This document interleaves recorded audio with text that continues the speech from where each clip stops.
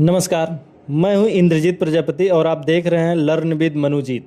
स्वागत है आप सभी का। आज के इस वीडियो में हम 16 अप्रैल 2026 की उन सभी महत्वपूर्ण खबरों को कवर करेंगे जो आपकी आने वाली प्रतियोगी परीक्षाओं UPSC, SSC, banking, state PCS के लिए बेहद ज़रूरी है। चलिए नज़र डालते हैं आज की टॉप हेडलाइंस पर। आरबीआई का यूनिफाइड लेंडिंग इंटरफेस यानी यूएलआई पर जोर। भारतीय रिजर्व बैंक आरबीआई ने यूपीआई की तर्ज पर ऋण सुविधाओं को आसान बनाने के लिए यूएलआई प्लेटफॉर्म को और अधिक विस्तार देने की योजना बनाई है। रिटेल इन्फ्लेशन का नया आधार वर्ष। खुदरा मुद्रास्फीति की गणना के लिए आधार वर्ष 2011-12 से बदलकर 2023-24 कर दिया गया है। पिछले महीने की रिटेल इन्फ्लेशन दर 3.21% दर्ज की गई थी। आईएनएस अरिधमन का परीक्षण। भारत ने अपनी तीसरी परमाणु सक्षम पनडुब्बी आईएनएस अरिधमन के साथ जल के नीचे से मिसाइल लॉन्च करने की अपनी क्षमता को और मजबूत किया है। एक्सिस बैंक और banking connect. NPCI Bharat bill pay limited यानी एमबीबीएल ने अपने नए बैंकिंग कनेक्ट प्लेटफॉर्म पर एक्सिस बैंक को सफलतापूर्वक ऑनबोर्ड किया है। एफएमसीजी सेक्टर में नया रिकॉर्ड। एएमयूएल यानी जीसीएमएमएफ भारत की पहली ऐसी एमएफसीजी कंपनी बन गई है जिसने 1 लाख करोड़ का वार्षिक टर्नओवर पार किया है, जिसमें 11% की वार्षिक वृद्धि देखी गई है। सारस्वत कोऑपरेटिव बैंक वर्तमान में भारत का सबसे बड़ा अर्बन कोऑपरेटिव बैंक बना हुआ है। टीसीएस वर्ल्ड 10 के बेंगलुरु मैराथन। क्रोएशिया की प्रसिद्ध हाई जंपर ब्लांका ब्लासिक को इस प्रतिष्ठित मैराथन का अंतर्राष्ट्रीय इवेंट एम्बेसडर नियुक्त किया गया है। सेप्सिस निदान में एआई का उपयोग। मशीन लर्निंग के माध्यम से सेप्सिस नामक एक नए प्लेटफॉर्म का परीक्षण किया गया जो 24 घंटे के भीतर अंगों के विफल होने की संभावना का 94% सटीकता के साथ पूर्वानुमान लगा सकता है। कैंसर उपचार में स्टेला प्रोजेक्ट यानी सर्न और अन्य संस्थानों ने स्टेला परियोजना के माध्यम से निम्न आय वाले देशों के लिए सस्ती और उन्नत रेडियोथेरेपी तकनीक विकसित करने पर ध्यान केंद्रित किया है। चलिए आज के महत्वपूर्ण 10 एमसीक्यूज की बात करते हैं। पहला है, which platform did RBI recently expand to simplify lending model after UPI. यानी आरबीआई ने हाल ही में यूपीआई की तर्ज पर ऋण देने को सरल बनाने के लिए किस प्लेटफॉर्म का विस्तार किया है। ऑप्शन है यूएलआई यानी यूनिफील्ड लेंडिंग इंटरफेस, जीडीआई ग्लोबल डेप्ट इंटरफेस, या एनएलआई नेशनल लेंडिंग इंडेक्स, या पीएलआई प्राइमरी लेंडिंग इंटरफेस। इसका सही जवाब कौन सा होगा। आरबीआई ने हाल ही में यूपीआई की तर्ज पर ऋण देने को सरल बनाने के लिए किस प्लेटफॉर्म का विस्तार किया। इसका सही जवाब कौन सा होगा। ऑप्शन ए यूएलआई यानी यूनिफील्ड लेंडिंग इंटरफेस। आरबीआई ने यूनिफाइड लेंडिंग इंटरफेस का विस्तार किया है ताकि एक निर्बाध डिजिटल क्रेडिट वितरण प्रणाली प्रदान की जा सके। जिस तरह यूपीआई ने भुगतान में क्रांति ला दी है, यूएलआई का लक्ष्य छोटे और ग्रामीण उधारकर्ताओं के लिए ऋण देने की प्रक्रिया को डिजिटल और तेज करना है। चलिए अगले प्रश्न की बात करते हैं। What is the new base year of calculating retail inflation in India. यानी भारत में खुदरा मुद्रास्फीति की गणना के लिए नया आधार वर्ष क्या है।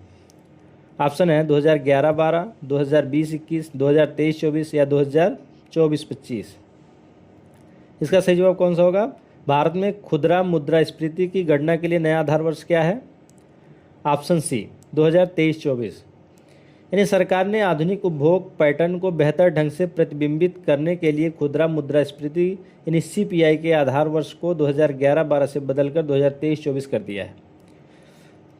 चलिए अगले प्रश्न की बात करते हैं।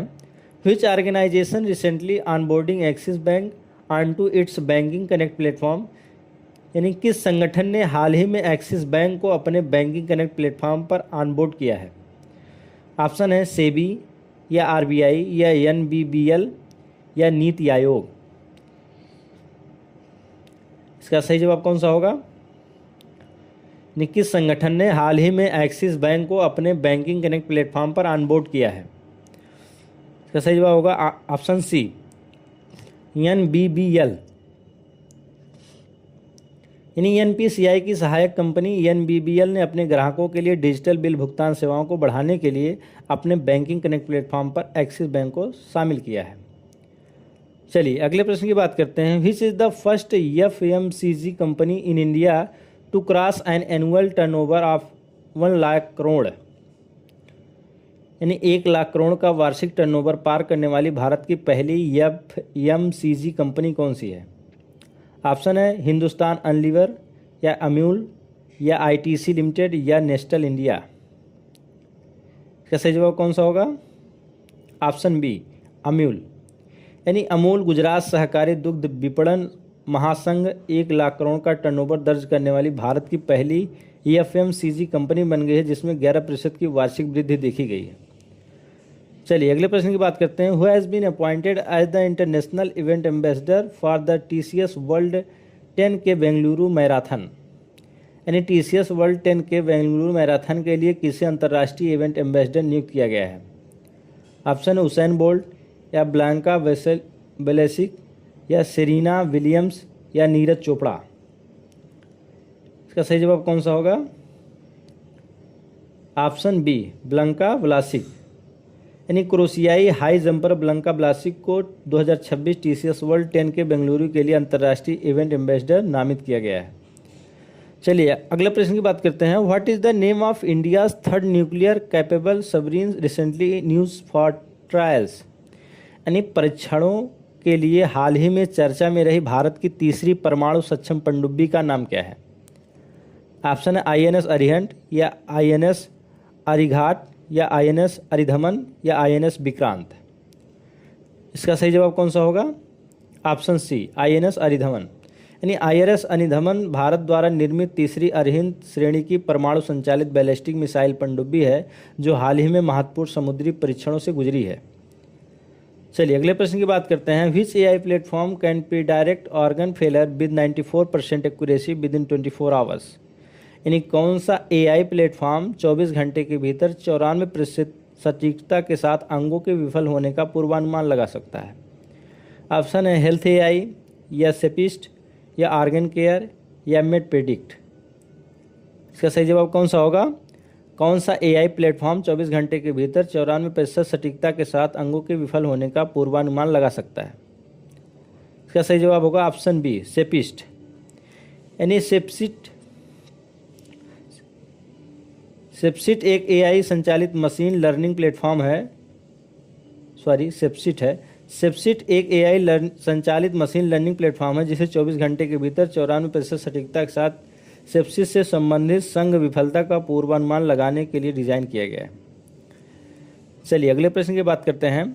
Which project aims to develop affordable radiotherapy for low income countries, यानी किस परियोजना का उद्देश्य निम्न आय वाले देशों के लिए सस्ती रेडियोथेरेपी विकसित करना है? ऑप्शन है प्रोजेक्ट स्टेला या प्रोजेक्ट सन या प्रोजेक्ट होप या project beam.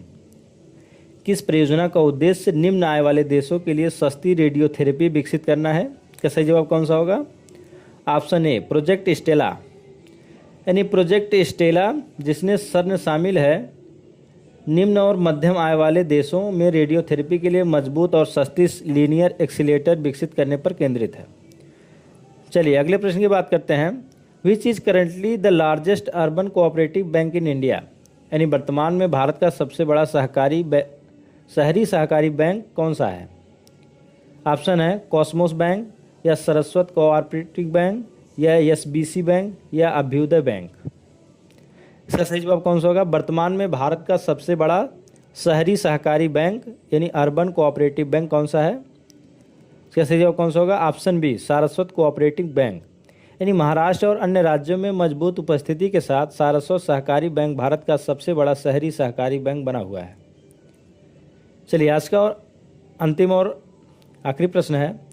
The Aarogya van initiative recently launched by Nitin Gadkari aims to plant what along national highway, यानी नितिन गडकरी द्वारा हाल ही में शुरू की गई आरोग्य वन पहल का उद्देश्य राष्ट्रीय राजमार्गों के किनारे क्या लगाना है? The Aarogya van initiative recently launched by Nitin Gadkari aims to plant what along national highway. क्या सही जवाब कौन सा होगा? फ्रूट बेरिंग ट्रीज या मेडिसिनल ट्रीज या डिकोरेटिव फ्लावर्स या शैडो ट्रीज। इसका सही जवाब कौन सा होगा? नितिन गडकरी द्वारा हाल ही में शुरू की गई आरोग्य वन पहल का उद्देश्य राष्ट्रीय राजमार्गों के किनारे क्या लगाना है? Option B medicinal trees. Option B is right answer. मंत्री नितिन गडकरी के स्वास्थ्य और पर्यावरण को बढ़ावा देने के लिए राष्ट्रीय राजमार्गों के किनारे खाली भूमि पर औषधीय पेड़ लगाने के लिए आरोग्य वन पहल शुरू की है। आज का हमारे वीडियो कैसा लगा कमेंट के माध्यम से ज़रूर बताएं। अगर आपको इस वीडियो का PDF चाहिए तो आप हमारे टेलीग्राम को ज्वाइन कर सकते हैं। आप हमारे चैनल को सब्सक्राइब करें डेली अपडेट्स पाने के लिए। Thanks for watching.